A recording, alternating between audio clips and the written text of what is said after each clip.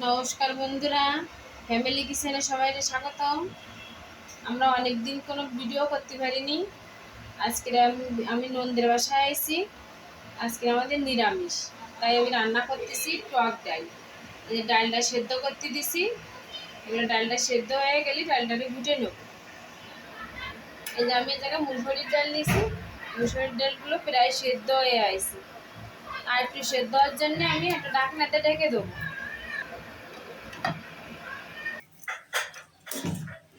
এই দেখেন আমার ডালগুলো সিদ্ধ হয়ে গেছে। আমি এবারে একটা চামচ দিয়ে এগুলো গুটে নেব। আমি কারেন্টের চুলোয় তুলে দিয়েছিলাম, কারেন্ট চলে গেছে, তাই আমি এবার গ্যাসের চুলোয় আইছি।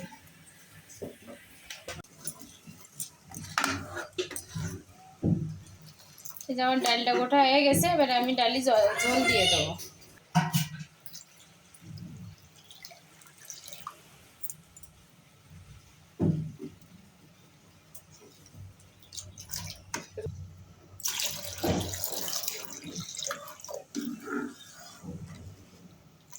এই যে আমার জলটা দেওয়া হয়ে গেছে। পরিমাণ মতো জলটা দিতে হবে, বেশি জল দিয়ে জাল দেওয়া যাবে না।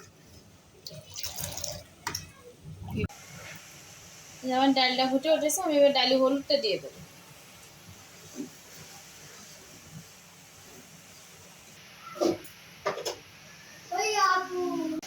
এই যেমন ডালটা জ্বালানো হয়ে গেছে, এবারে আমি ডালি ফোড়ন দেবো। আম দিয়ে সরষে দিয়ে এবার ডালটা ফোড়ন দেবো। ডালটা ফোড়ন দেওয়ার জন্য এই বিষয়ে আমি একটা কড়াই বসাই দিছি। এবার আমি কড়াইতে তেল দিয়ে দেবো। আর তেলটা গরম হয়ে গেছে, এবার আমি কটা সর্ষে দিয়ে দেবো।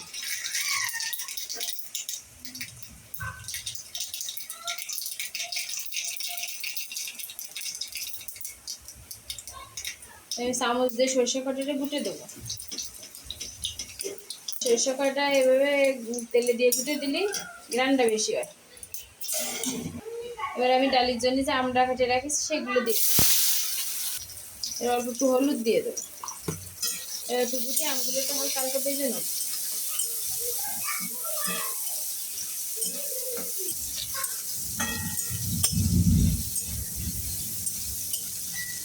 আমডালির জন্য আমরা তো হালকা ভাজে নিচ্ছি, তাহলে আমডালি একটা গ্রান হবে।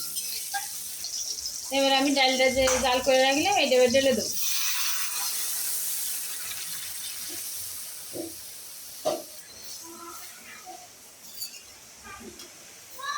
আপনারা আমার ভিডিওটা পুরো দেখবেন, দেখে এভাবে একদিন আমডাল রান্না করে খাবেন এই গরমে। দেখবেন কতটা ভালো লাগে, খেয়েও তৃপ্তি পাবেন। গরমের আরাম টক ডাল। এবার আমি পরিমাণ মতো লবণটা দিয়ে দেবো।